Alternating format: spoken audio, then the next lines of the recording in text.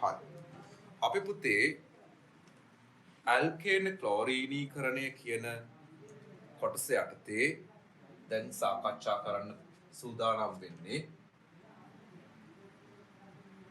ඇල්කේන ක්ලෝරීනීකරණයේ යාන්ත්‍රණය කියන එක. මෙම යාන්ත්‍රණය කියන කොටස ආකාර තුනකින් අපි සිදු කරනවා. දාම ආරම්භය, දාම ප්‍රචාරණය සහ දාම අවසානය. අපි ගත්තොත් පුතේ මේ පළවෙනි කොටස ලෙස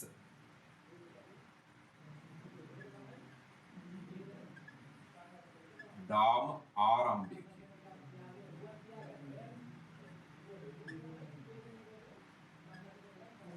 මේ දාම ආරම්භය සිදුවන්නේ ක්ලෝරින් අණුවක් විසිරිත හිරුවෙලිය ලැබීමෙන්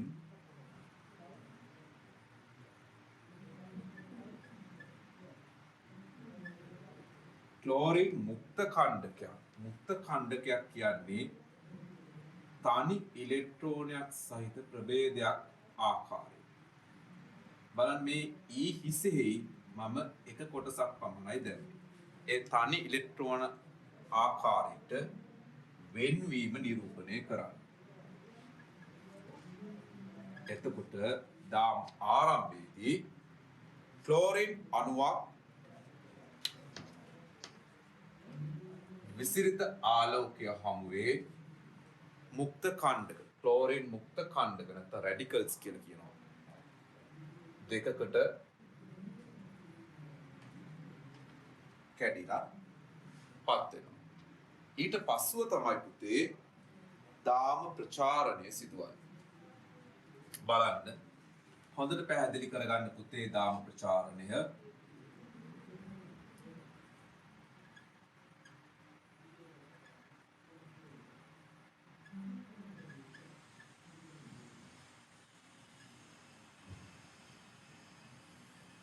දාම ප්‍රචාරණය. එතකොට මේ මෙතේන් අණුවක් වෙත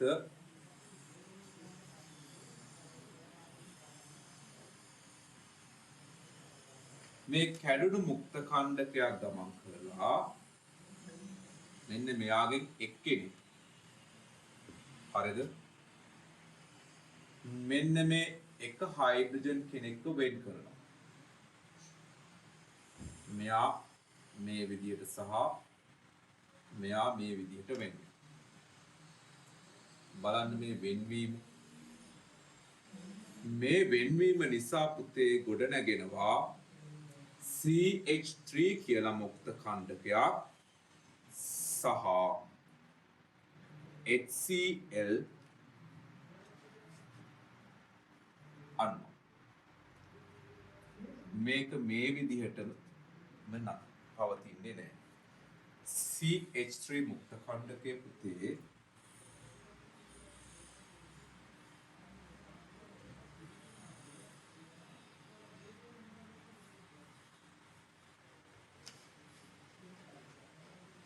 මෙන්න මේ වගේ ක්ලෝරින් අණුවක් සමග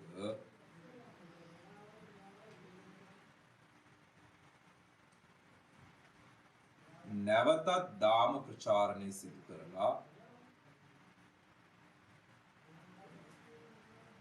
මෙන්න මේ ඉලෙක්ට්‍රෝනේ තමයි යන්නේ. නැවතත් දාම ප්‍රචාරණය සිදු කරලා ගොඩ නගනවා CH3Cl සහ Cl මුක්ත ඛණ්ඩකයක්.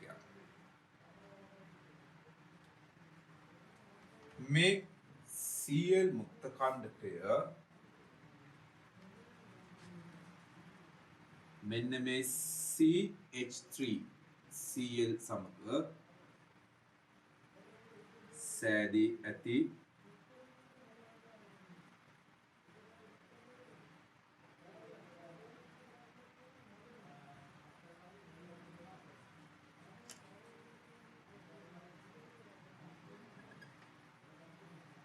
මෙයා යනවා මේ පැත්තට, මෙයා එනවා මෙහෙට. මේ දෙදෙනා එකතු වෙලා නැවතත් ගොඩ නගනවා CH2Cl කියලා මුක්ත කණ්ඩකයක් සහ HCl අණු. මේ ආකාරයට දිගින් දිගටම මේ දාම ප්‍රචාරණය සිදු වෙනවා. බලන්න පුතේ මේ සෑදුණු CH2Cl මුක්ත කණ්ඩකය නැවතත් ක්ලෝරින් අණුවක් සමග ප්‍රතික්‍රියා කරලා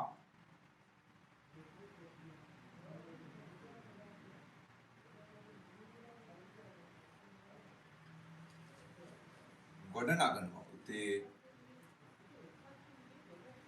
CH2Cl2 සහ Cl මුක්ත කණ්ඩකය.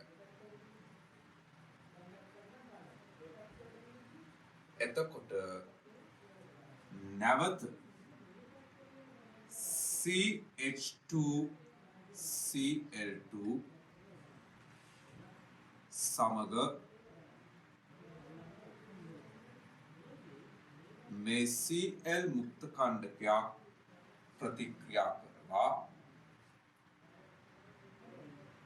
මෙහෙම අපහැදිලි වෙයි නම් ඔයගලන්ට මම එක ටිකක් දිගට ලියලා පෙන්නන්නම්.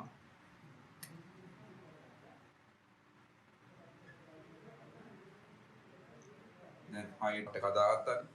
පුතේ දාම ප්‍රචාරණ අවසාන පියවරයට පසුව මේ ප්‍රතික්‍රියා ශ්‍රේණියේ අවසානයේ සිදුවෙන්නේ කොහොමද කියලායි අපි මේ සාකච්ඡා කරන්න යන්නේ. දුවේ පුතේ දාම අවසානයේ සිදුවීමට මේ අපි කතා කරපු දාම ප්‍රචාරණයේදී සෑදුණු ඕනෑම මුක්ත කණ්ඩක දෙකක් එකිනෙක සංයෝජනය වෙලා දාම අවසානය සිදු වෙන්න පුළුවන්. අපි ගත්තොත් මෙතනදී හැදෙන පුතේ CH3 මුක්ත කණ්ඩකයක් මෙයා නැවත CH3 මුක්ත කණ්ඩකයක් සමග තවත් CH3 මුක්ත කණ්ඩකයක් සමග එකතු වුණොත් මෙයාට පුළුවන් හදන්න එතේන් කියන සංයෝගය. එතකොට CH3 මුක්ත කණ්ඩක දෙකක් එකතු වෙලා එතේන් කියන සංයෝගය ගොඩනැගෙනවා. ඒ වගේම මෙන්න මෙහෙම ආකාරයට වෙන්නත් පුළුවන්. CH3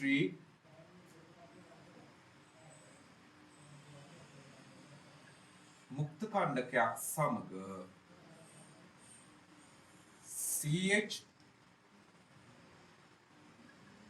CH2Cl මුක්ත කණ්ඩකයක් එකතු වීම.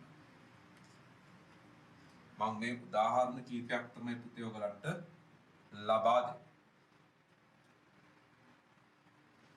එතකොට හැදෙනවා CH3 CH2Cl කියන සංයෝගය. මේ ආකාරයට අපි බැලුවාම ඇල්කේන වල ප්‍රතික්‍රියා අපිට උතේ භාවිත කරන්න අමාරුයි අපේ පරිවර්තන සඳහා. ඇයි යාන්ත්‍රණයට අනුරූපව අපිට මෙතේන් කියන සරලතම කාබනික ඇල්කේනයත් ප්‍රතිඵල 4ක් ලබා දුන්නා. ඊට අමතරව මේ දාම අවසාන සිදුවන ප්‍රතික්‍රියා බැලුවාම මේ ආකාරයේ විවිධ සංයෝග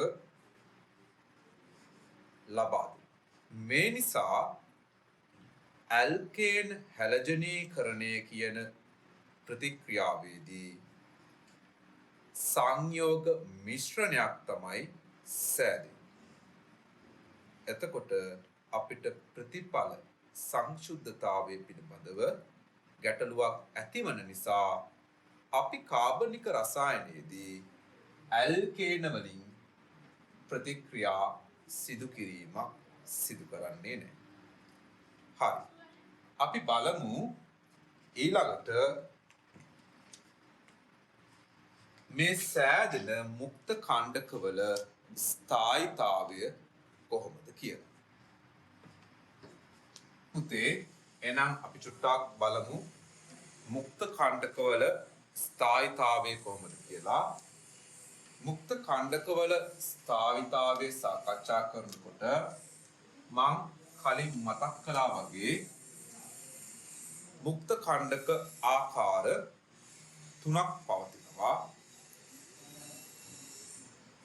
ප්‍රාථමික මුක්ත කණ්ඩක, ද්විතීක මුක්ත කණ්ඩක සහ තෘතීක මුක්ත කණ්ඩක. එතකොට පුතේ දුවේ ප්‍රාථමික මුක්ත කණ්ඩක කියන්නේ ඇල්කිල් කාණ්ඩ එකක්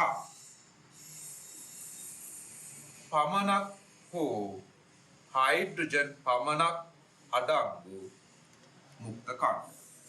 මේ තියෙන්නේ අපිට උදේ පාන්දරම හම්බුන එක්කෙනා ඉන්නවා CH3 බඳුණු එක්කෙනෙක් සහ බෙන්සීන් බඳුණු අපේ පෙට්ටිය සෙට් වෙච්ච එකක්. ඒ වගේම පුතේ අපි ගත්තොත් ද්විතීක මුක්ත කණ්ඩකයක් කියන්නේ මොකක්ද? මම කලින් සාකච්ඡා කළා වගේම ද්විතීක මුක්ත කණ්ඩකයක ඇල්කිල් කාණ්ඩ දෙකක් පවතිනවා. මේ තියෙන්නේ CH3 බෙන්සීන් අඩංගු මුක්ත කණ්ඩක උදාහරණ. මේ ඉන්නේ පුතේ තෘතීක මුක්ත කණ්ඩක. තෘතීක මුක්ත කණ්ඩකයක හයිඩ්‍රජන් අඩංගු වෙන්නේ නැහැ. ඇල්කිල් කාණ්ඩ තමයි පුතේ අඩංගු වෙන්නේ.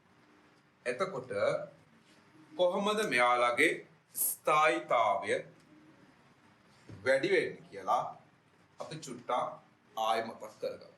කොහොමද වෙන්නේ? අපි ගත්තොත් පුතේ මේ හයිඩ්‍රජන් කියන කෙනා එයාට පුළුවන් මේ බන්ධනය සතු ඉලෙක්ට්‍රෝන ආකර්ෂණය කරගන්න. ඇයි ඒ? එයා විද්‍යුත් ඍණතාවය අඩු පරමාණු. මේ නිසා මේ හයිඩ්‍රජන් පෙළඹෙනවා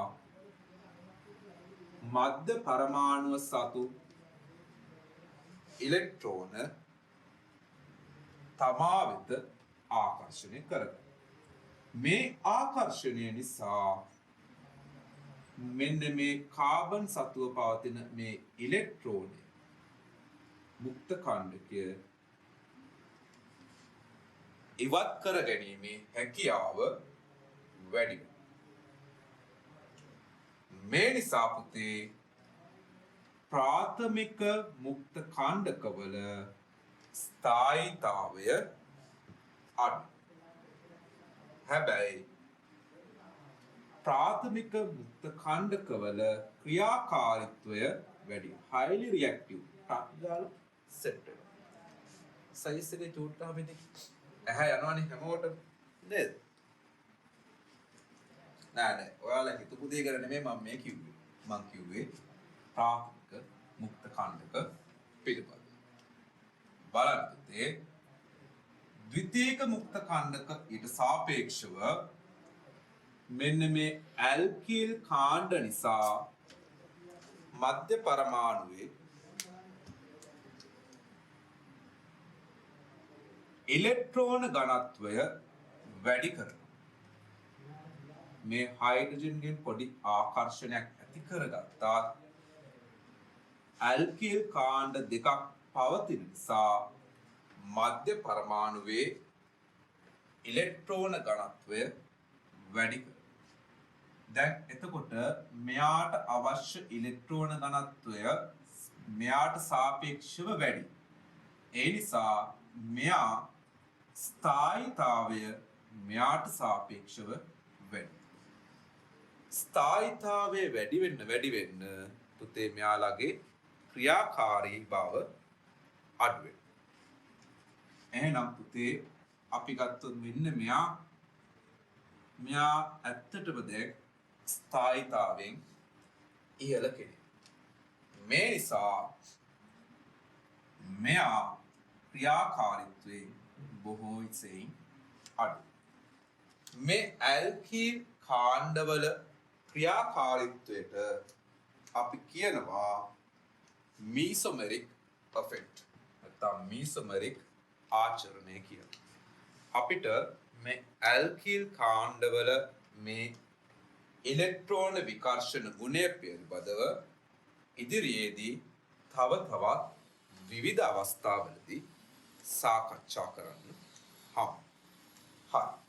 එහෙනම් අපි ඊළඟ කොටස විදියට ඇල්කේන වල භෞතික ගුණ පිළිබඳව සාකච්ඡා කරමු.